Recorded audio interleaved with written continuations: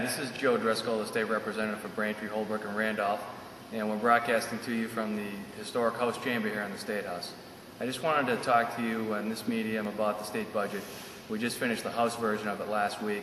You may have read a little bit about it in the newspaper. Essentially, things aren't very good right now in the state of Massachusetts with regards to our economy.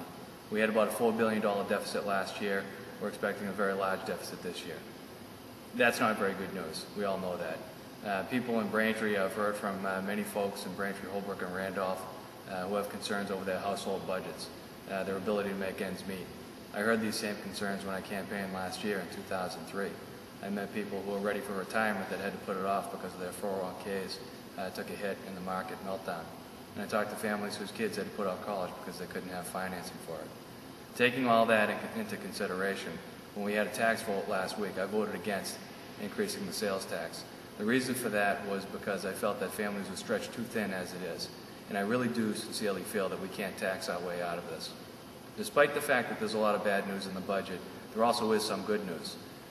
For instance, Chapter 70 funding for education aid is still strong.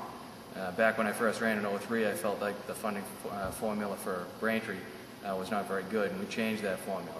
As a result, Braintree's seen a 94% increase in state aid for schools over the last several years. This year, we're also seeing an increase as a result of federal stimulus money. That money is put back down from the federal government to the town of Braintree through that same Chapter 70 formula, which is a great benefit to the town. It'll mean about $3 million extra for Braintree this year. Net state aid for the town of Braintree will be approximately $1.1 million over what it was last year, according to the House figures. Now, the budget will go over to the Senate, where the Senate will have an opportunity to take up the revenue streams, look at the expenditures, and decide how they want to spend the money from the Commonwealth. And we've said in this chamber many times, myself and others, that our budget is not just a recitation of numbers, it's also a statement of our priorities. And that's really true. And the people here want to maintain local aid, they want to maintain aid for schools, and they also want to protect certain institutions and programs and projects that are worthy.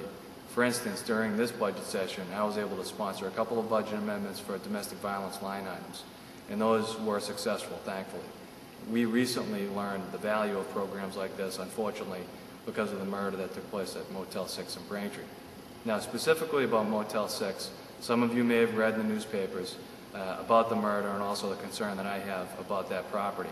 I've recently written a letter to Motel 6 demanding that they close that property.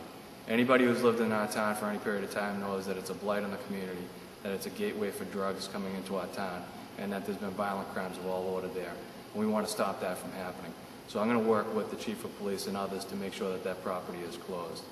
So the point of this communication, I hope that you enjoyed both the budget overview and maybe the allusion to the fact that we have other work to be done locally.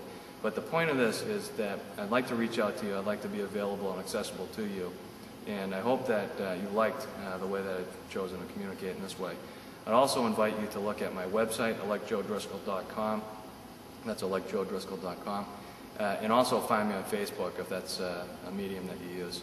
But the point really is that I'm asking you to reach out to me. I want to know what your opinion is. I want to know what's important to you, because your opinion makes me a better representative.